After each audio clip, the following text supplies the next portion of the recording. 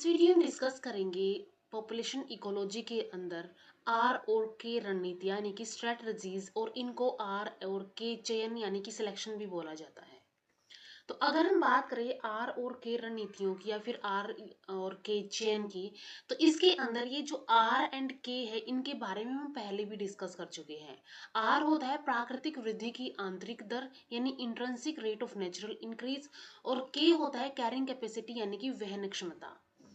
तो यहाँ पे क्या है कि जितना किसी पॉपुलेशन के अंदर, जितना किसी जनसंख्या के अंदर जन्म दर होता है, जितना ज्यादा जन्म दर होगा उतना ही यहाँ पे प्राकृतिक वृद्धि की आंतरिक दर वो भी ज्यादा होगी। या फिर हम इसको ऐसे भी बोल सकते हैं कि जितना ज्यादा आर होगा उतना ही ज्यादा बर्थ रेट होगा यानी कि जन्म दर होगा। और कैरिंग कैपेसिटी या फिर वहन क्षमता की अगर हम बात करें, तो किसी भी पर्यावरण की, किसी भी इकोसिस्टम की एक कैपेसिटी होती है कि ये इससे ज्यादा और पॉपुलेशन को और जनसंख्या को और जनसंख्या का पोषण नहीं कर सकती है, तो वो उसकी कैरिंग कैपेसिटी या फिर वहन क्षमता कहलाएगी। प्रजातियों के अंदर प्रजनन करने के लिए अलग अलग रणनीतियां बनाई गई है यानी कि रिप्रोडक्टिव स्ट्रेटजीज बनाई गई है। और जो क्या करती है, उनकी संख्या बढ़ाने में और जनसंख्या का आकार बनाए रखने में मदद करती है। तो ये सभी जो अलग अलग रणनीतियां होती है प्रजनन की, तो वो क्या करती है, वो एक तो जनसंख्या को बढ़ाने का काम करती है, उनकी संख्या को बढ़ाने का काम करेगी, साथ में जो एक रिक्वायर्ड साइज है जनसंख्या का उसको भी ये मेंटेन करके रखेगी। 1970 के अंदर रॉबर्ट मैक आर्थर और ईओ विल्सन ने इस टर्म को कॉइन किया था। ये जो स्ट्रेटजीज या फिर आरएन की रणनीतियां है, इस टर्म को कॉइन किया था। अब कोई भी जीव पूर्ण रूप से ना तो वो आर चयनित होता है ना वो के चयनित होता है। दोनों ही क्या होते हैं, कुछ ना कुछ यहाँ पे चरम सीमाओं पर कुछ ना कुछ समझौता करना पड़ता है। कुछ करेक्टर्स जो है आर के से मिलते हैं एंड के आर से मिलते हैं। तो कोई भी जीव पूर्णतः क्या होगा, आर चयनित नहीं होगा और के चयनित नहीं होगा। यहाँ पे अब नेक्स्ट आता है डिफरेंसेस, जो कि बहुत इंपॉर्टेंट है यहाँ पे। तो एक साइड आर चयनित दिया हुआ है, दूसरी साइड के चयनित है। तो अगर हम सबसे फर्स्ट कैरेक्टर की बात करें कि पर्यावरण की स्थिति कैसी होती है, तो आर चयनित प्रजातियां जो होती है उनके अंदर अस्थिर और अनिश्चित और अशांत पर्यावरण पाया जाता है, लेकिन के सिलेक्टेड के अंदर काफी हद तक यहाँ पे स्थिर पाया जाती है जो पर्यावरण की स्थिति है। इसके बाद आर यानी कि वृद्धि की आंतरिक दर जो कि उच्च पाई जाएगी। इनके अंदर आर ज्यादा होगा यानी कि इनके अंदर बर्थ रेट भी ज्यादा होगा, इनके अंदर जन्म दर भी ज्यादा होगा। ठीक है, तो इनके अंदर जन्म दर भी क्या होगा, ज्यादा होगा आर ज्यादा होने की वजह से। के चयनित के अंदर यहाँ पे निम्न होता है, लो होता है, यानी कि यहाँ पे क्या होगा, यहाँ पे बर्थ भी कम होंगे। इसके बाद नेक्स्ट आता है वहन क्षमता यानी कि के कैरिंग कैपेसिटी।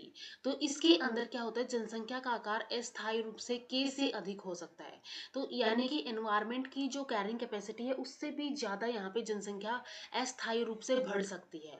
लेकिन के चयनित प्रजातियों के अंदर क्या होगा, जनसंख्या का आकार संतुलन स्तर के करीब रहेगा, यहाँ पे बैलेंस्ड रहेगा।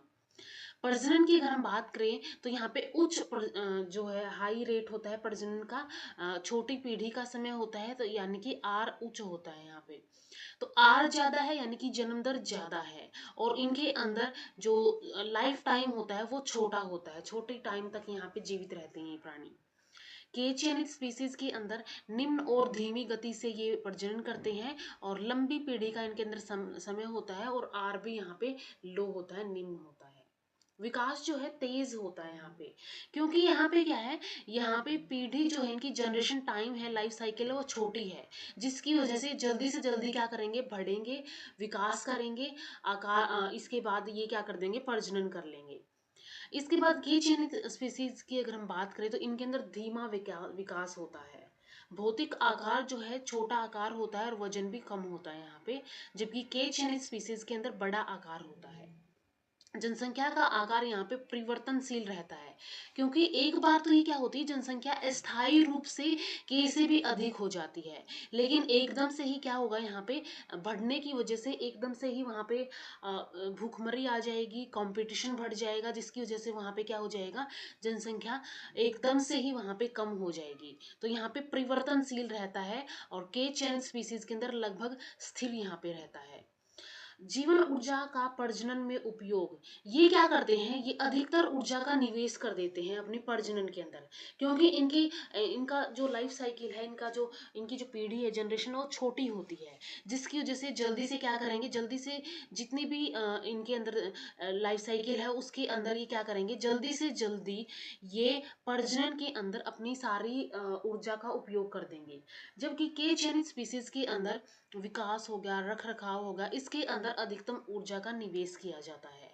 मृत्यु दर जो है प्रारंभिक अवस्था में उच्च होती है, सबसे ज्यादा यहाँ पे प्रारंभिक अवस्था में होगी।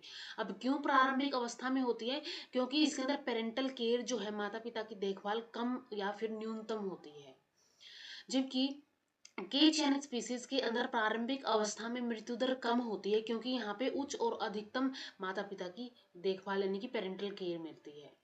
इसके बाद उत्तरजीविता यानी कि सर्वाइवलशिप कर्व, जो कि हम नेक्स्ट वीडियो के अंदर डिस्कस करेंगे।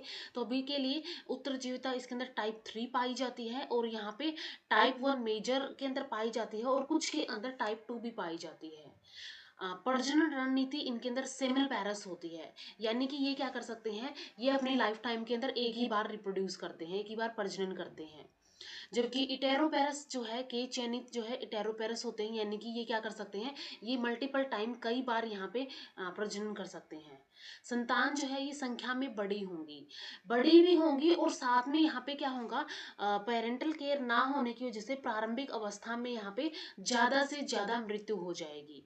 जबकि के चयनित स्पीसीज के अंदर कुछ ही संख्या में ये होंगी, ठीक है, इनके अंदर ज्यादा संख्या नहीं होगी, सिर्फ कुछ ही होंगी।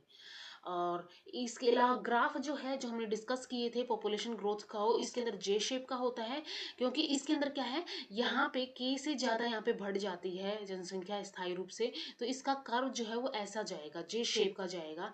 जबकि के चयनित स्पीसीज के अंदर के पाया जाता है, यानी कि कैरिंग कैपेसिटी, वहन क्षमता पाई जाएगी, जिसकी जैसे इसका ग्राफ जो है वो ऐसे सिग्मोइड या फिर एस शेप का बन जाएगा। रक्षा की अगर हम बात करें, यहाँ पे ये कमजोर होते हैं डिफेंस के अंदर, और के चयनित स्पीसीज के अंदर अधिकतर यहाँ पे उच्च और अच्छी यहाँ पे डिफेंस पाया जाता है।